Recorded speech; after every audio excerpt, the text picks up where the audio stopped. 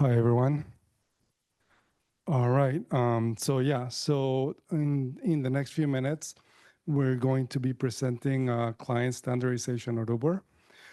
This includes service discovery, observability, and enforcement.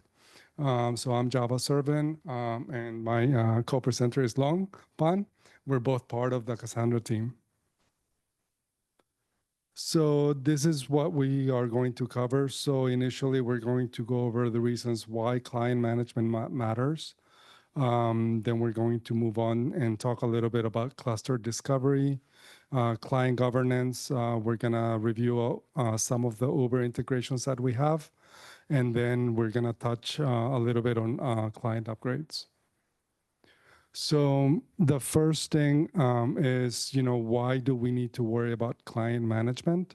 When, any application, anybody writing an application can simply go and download an open source version of the client to connect to Cassandra. But there are many reasons why we want to essentially manage this centrally for everybody connecting to Cassandra at Uber. So unmanaged clients can overwhelm the clusters that we have, because performance and reliability can decrease for many reasons. One of them is uncontrolled client behavior can essentially trigger cascading failures and resource exhaustion that can basically go across the cluster. Another reason is distributed data systems are difficult to debug and troubleshoot. So whenever there's issues, identifying root causes can become problematic if we do not have good client-side visibility metrics and so on. So managing that centrally for all of our users is pretty critical. Another reason is, another reason is to basically ensure good resource utilization.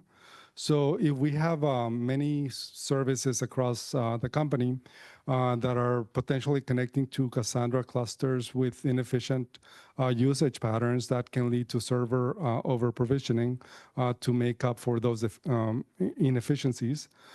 Poor client behavior can also lead to more over-provisioning. Poor routing. So if a client is trying to connect to a Cassandra node that is not in the same region, for example, it could increase latencies.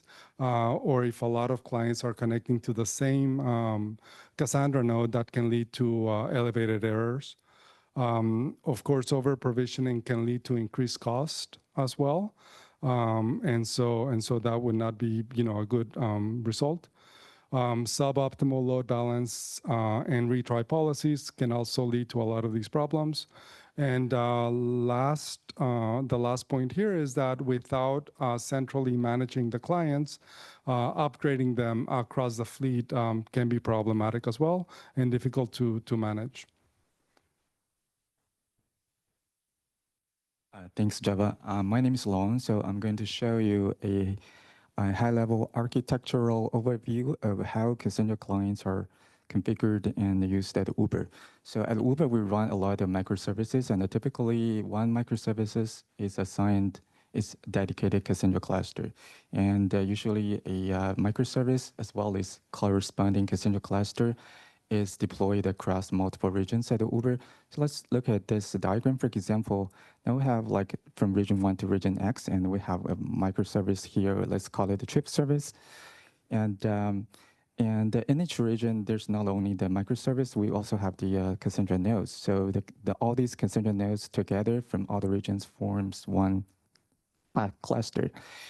And one particular goal we want to achieve as far as latency is concerned is that within one region, we want this service with a Cassandra client running always have its request handled directly by the Cassandra nodes in the same region.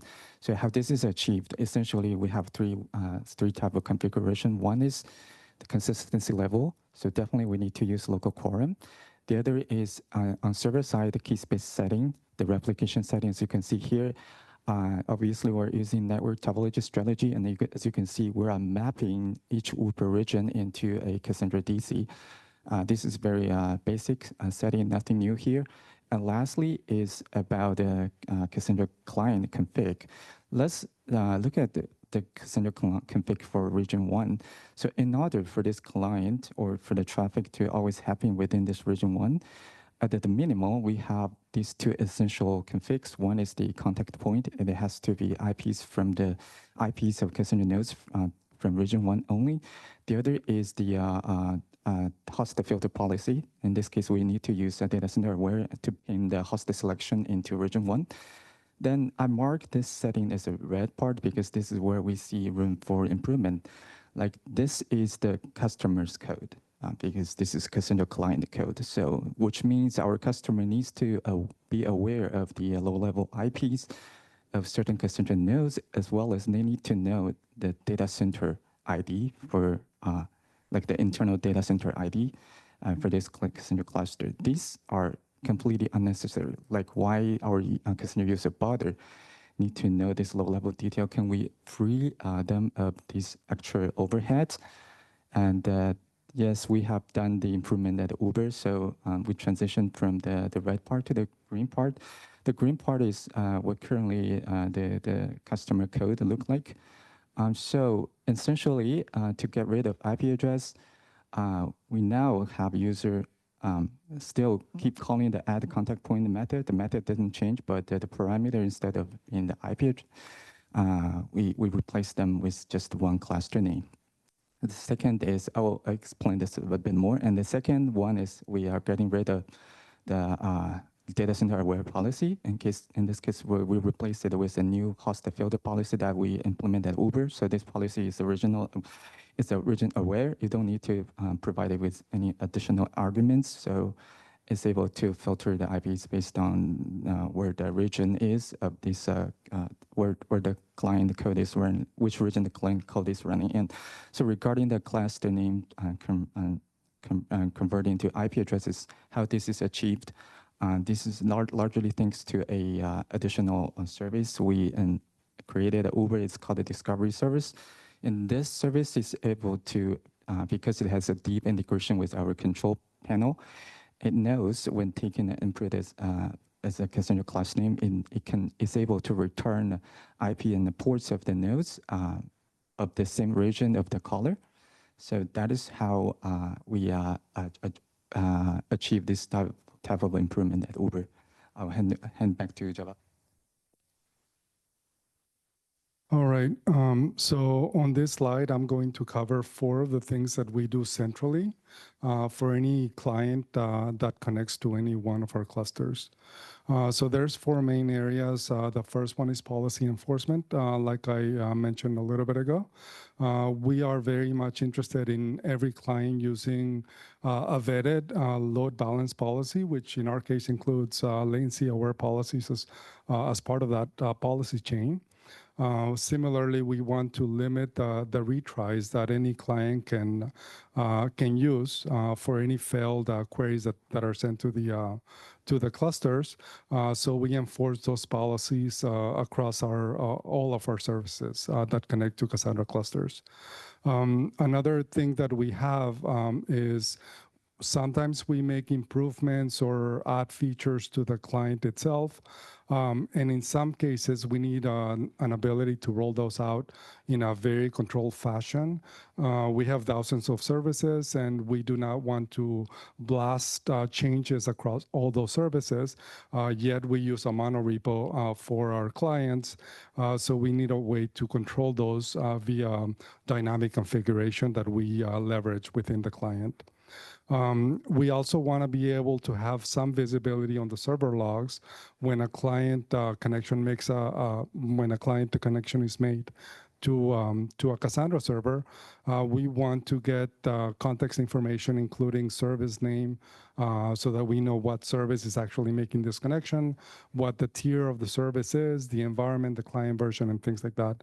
The open source clients by default already provide some context propagation, but we added additional attributes there. And at the end here, of course, we continue to add metrics that are collected on the client, on both the Go client and the Java client, that are used for multiple reasons, including alerting and things like that. And we do this all across the board. We try to be as uniform as possible for both Java and Cassandra clients, which we maintain here. This one just gives a very simple example of where we actually intercept or extend the client functionality from open source. So in the case of policy enforcement, when the cluster instance is being created, at that point, we basically read the client configuration that they may be using. And if they're using anything that is not vetted or not, that is not that is different than the recommended policy, we override it at that point. And again, we use gates to ensure that we only do this for the services that we are actually trying to override. Similarly, with the retry policy, we do that as well when the cluster is being created. For the context propagation from the client to the server, we do that at the time the connection is being made. So at that point, that's where we add additional environment-related variables and values that we get from the service instance, and we propagate them to the cluster server.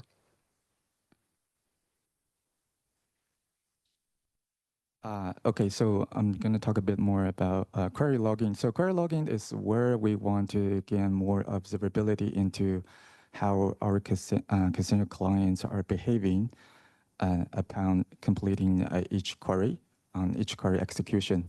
So we're particularly interested in knowing for each query execution is something like the timestamp, the latency, and also maybe the Cassandra coordinator knows this query attempts to connect to, and or something like a key space name, and also even the fingerprint of the query, and also with the type of query, whether it's the DDL, DQL.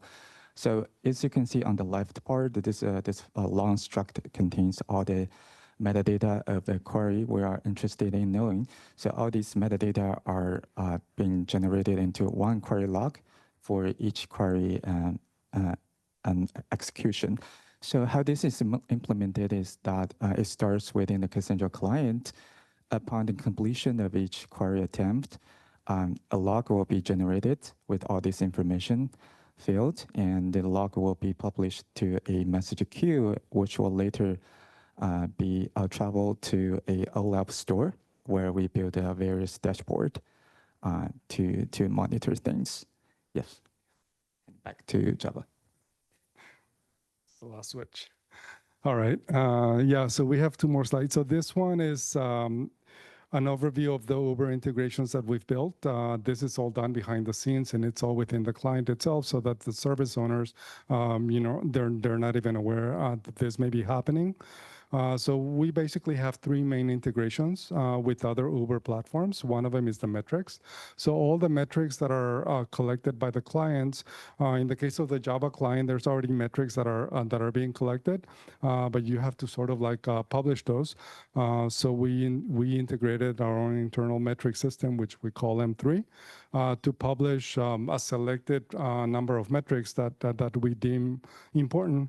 We also have integration with our messaging platform, which we run on top of Kafka, and that's what we use to publish any queries for the query audit logging that Long was just reviewing. And lastly, here we also have an integration with our in-house dynamic configuration platform, which we call Flipper. That's basically allows us to set up a namespace with a lot of feature flags that can be enabled or disabled based on any number of attributes, including the service name, the environment, the tier, and so on and so forth. And so we have the ability to add a feature to the client, and at runtime, pull up the whether or not that feature is enabled for that particular instance of the service based on all those attributes, and then decide whether or not to enable something. So these are three pretty big integrations that we rely on for the client. All those integrations, as you saw, they rely on a lot of Uber specific platforms, libraries, components, and so on and so forth. So one of the things that we are doing is that We want to keep all of that code and integration outside of the Java client repo that we have internally, which is a fork of the open source repository. So all of those Uber extensions, like the M3 publisher for metrics, heat pipe publisher for messages, and so on and so forth, all of that lives within our Java monorepo, so that we can utilize any other Uber-related components that we need. And on the Java client side, we come up with interfaces that are defined that we can then implement using the Uber components that we need to leverage.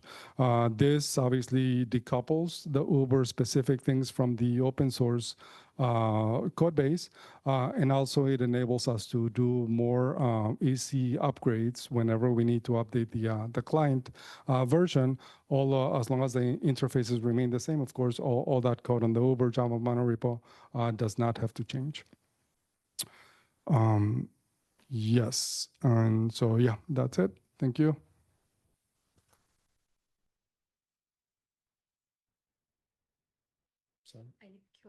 Yeah, if there's any questions, yeah, we're happy to answer. Yes.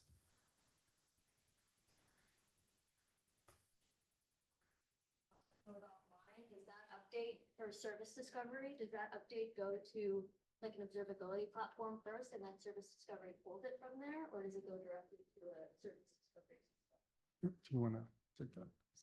It's a good question. So it happens on both ways. So the discovery service system will know it. And also Cassandra client has this built-in feature to understand topology change, because whenever there's a topology change event, like node joining, leaving, the server will send the event to the already connected clients. So clients are automatically new.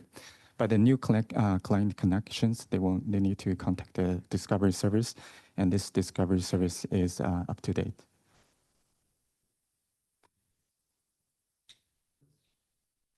So you had this slide initially where you were providing a cluster name instead of like the contact points.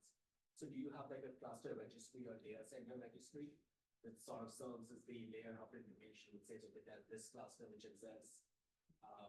I'm just curious how you build that. Yes, this is our fully automated. Whenever we create a new cluster, the registration happens automatically. Yeah. Yep. I'm sorry. I'm wondering what's a consistency guarantee between the query logging versus and the SQL, right? What if let's say the write to Cassandra failed and the client still does the query logging? Yeah, so there's a field in the query logging. So we have multiple fields. One field indicates whether the query is successful or not. I hope that answers your question. You just write to the whatever consumer of that query logging, and you have to publish a follow-up message to indicate the prior message is successful or not. Is that something like that? No, our log are emitted on the completion.